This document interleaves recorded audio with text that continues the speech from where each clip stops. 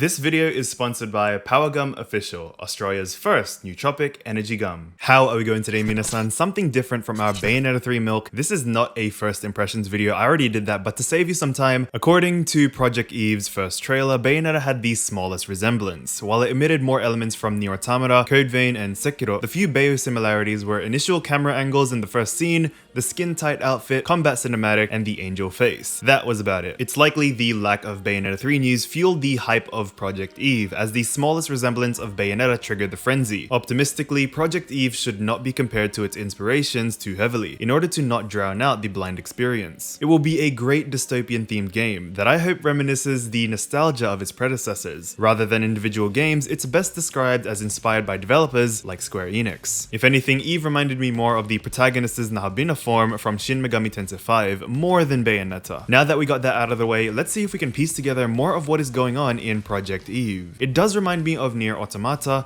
and I found out that the director is good friends with Mr. Yokotaro from this video by The Night Sky Prince. They also covered the story synopsis, which I'm so thankful for. If you want, watch his video in the link above first, admire his beautiful eyes, and come back right to this one. The scene starts off with Eve fighting with what seems to be a symbiote or virus up in an international space station. I'd only speculate this to be at least one of the master natives. You see these angels, you see the skin tightness, that's what reminded me of Bayonetta, not even the female protagonist herself. Again, this may make me look thirsty, but if you were to see these screen caps with no context, it really resembles Bayonetta. Squint your eyes. For stations this big, I hope this would be set in the year with 5 digits. This reminded me of the Eldridge from Xenogears, which is set in the 60th to 70th centuries. Very long time from now. She's able to breathe outside the station, which could indicate that she is more than human. Not going to say that she's 100% an android, but more likely a synthetic human, rather than mechanical. We then get to see the space station at its full size from afar, which definitely looks infected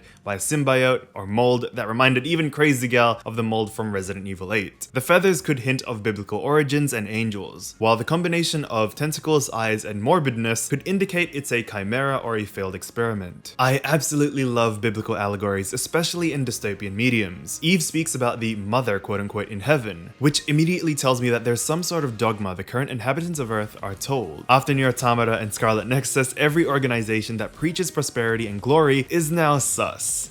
The attempt to guard Earth tells me there was a war of some sort, either with the natives in their first arrival or someone else that has been long past. I would say more than a century has passed after the war, due to the amount of vegetation that has reclaimed the urban landscape. Sounds very familiar. Well, basically to all dystopian mediums. The unmaintained statues are what really got me. The statues they showed in the first trailer also are not those of modern humans, us, but rather from our definition of ancient. Either these have existed even before the natives arrive, or to make it interesting, a sort of propaganda for the mother or organization Eve is working for. There is the number 6829. Obviously it's nothing special, just a number they painted to distinguish the facility. But let's make it interesting. 4 digits in theology instantly made me think of the Strong's Concordance, which is basically a Bible index. 6829 led me to the word Safon, which means north, and I'm very sorry if I did mispronounce it, but also means a place on the E-bank of the Jordan in Hebrew. Correct me if I'm wrong or if I mispronounced anything. Other than that, you can also read it as Book 6, Chapter 8, verse 29. In the Old Testament, this is Joshua 8:29. Joshua is a story of conquest and fulfillment for the people of God. After many years of slavery in Egypt and 40 years in the desert, the Israelites were finally allowed to enter the land promised to their fathers. This verse states, "And the king of Ai he hanged on a tree until evening, and as soon as the sun was down, Joshua commanded that they should take his corpse down from the tree, cast it at the entrance of the gate of the city, and raise it over a great heap of stones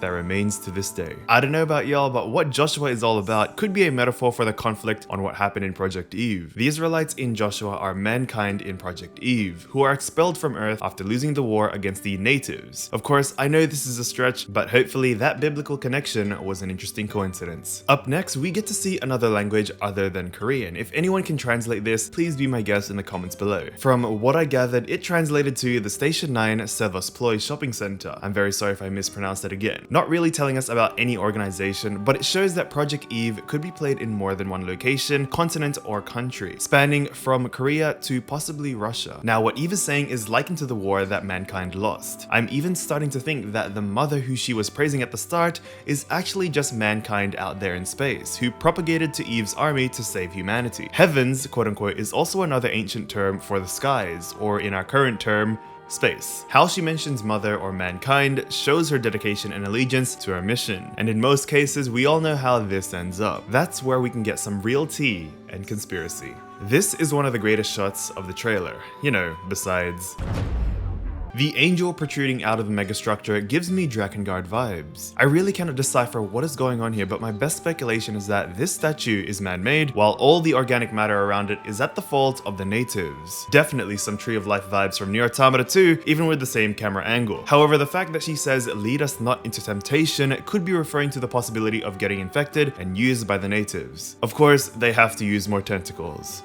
Why not? It is then revealed that a pod will be assisting you, and of course you know where that is inspired by. On top of the potential pod abilities like Automata, there is a parry system in this game that looks similar to Code Vein and Naraka Blade Point. There is a slow-mo effect that comes into play when you dodge or parry, and I don't believe it's witch time. I still think it's both an aesthetic effect that's eye candy to the player, and it makes the player feel like they are in some shonen anime, which adds to the game's experience. As of now, the parries don't seem like they are in a scissors paper rock event where one parry defends well against another, like Naraka Blade Point, to break the focus of the enemy. Again, the fighting style looks like it'll continue the traditional AB button setup like in traditional hack and slash games, with additional torture attack quick time events that you can activate for a sweet finisher, common in Nier Automata and Scarlet Nexus. Though I think Scarlet Nexus is a little too present to be an inspiration for this game. The sword seems to charge up every few seconds like max level Yorha weapons, and it doesn't seem to be affected by the MP or HP bar, which could mean it's just an aesthetic. Another gameplay feature I haven't actually seen elsewhere is the ability to hold onto rails or monkey bars. They did this in Naraka Blade Point, and this what breeds a little more action for getting around to higher places. This amazing finisher event, while being super awesome, also shows a skill EXP meter and a HP bar, which is self-explanatory but indicates there's some sort of skill learning in this game, very similar to Astral Chain and Scarlet Nexus. There's also an AG and SH meter to what I believe is going to be the player's ability or mana and stamina for moving around. But I actually found an item that replenishes the player's ability, mana, or stamina, and that is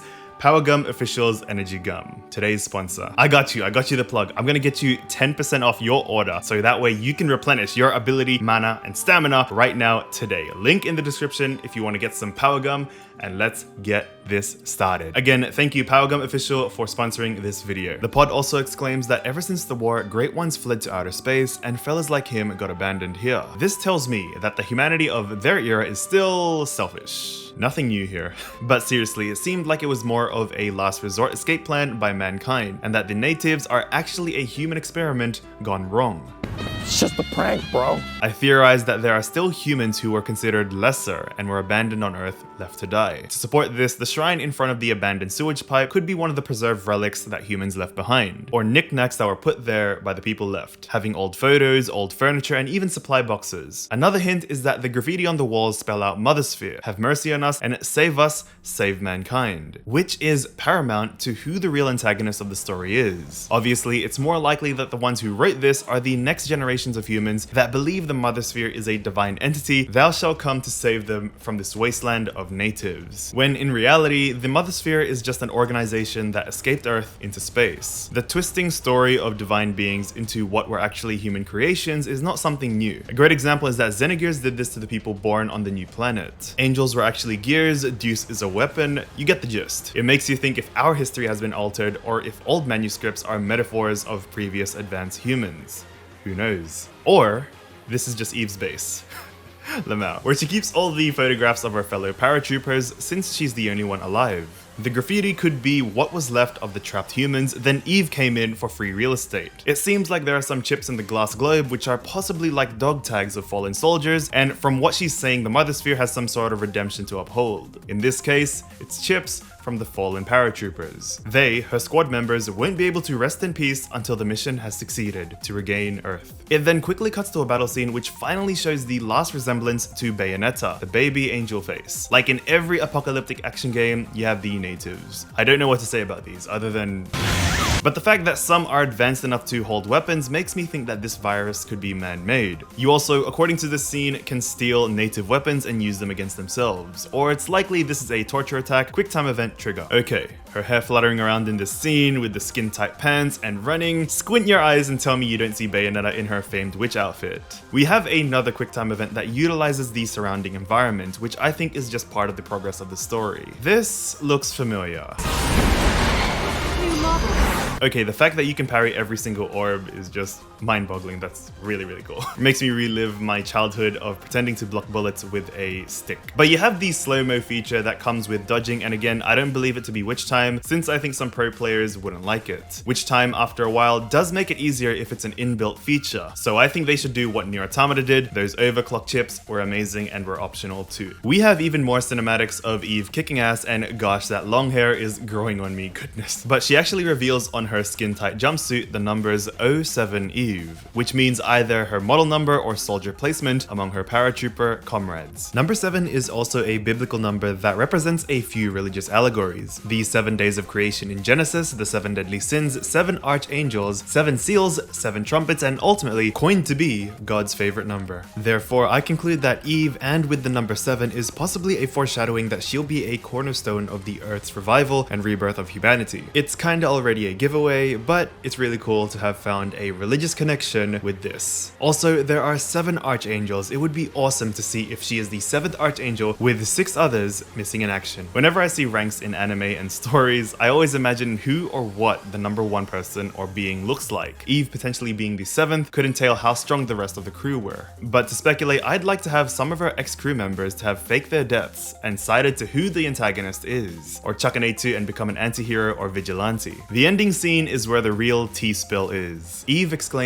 why she's here. To make it interesting, what if this is one of her crewmates who have fallen into temptation to the natives? They take the same humanoid form as Eve but have a stoic expression, indicating that they are potentially not themselves or have accepted the antagonist's side. But the pod warns Eve that it's an alpha native, which could mean that the symbiote native has possessed a healthy vessel who hasn't died. Again, possibly one of the paratroopers in the army, since they use similar sword technologies and is in good shape, compared to the corpses that they usually possess. Also, the mechanical suit looks almost identical to Automata's heavy armor B, the one they used in 2B's final mission. Gosh, she thick. The headgear the alpha native is wearing could either be an x-ray of the wearer or the native infection itself. Oh my god, she's skin tight as well! I tried scanning the barcode and even tried to search up the number.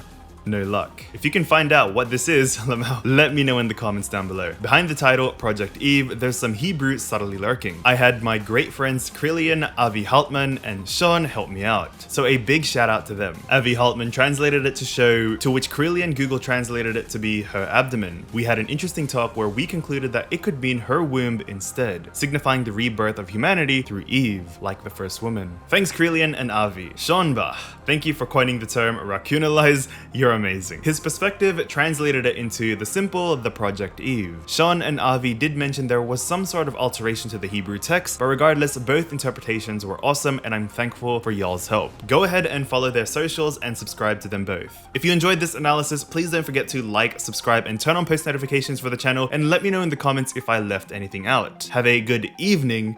I'm Rakun, and never get disheartened.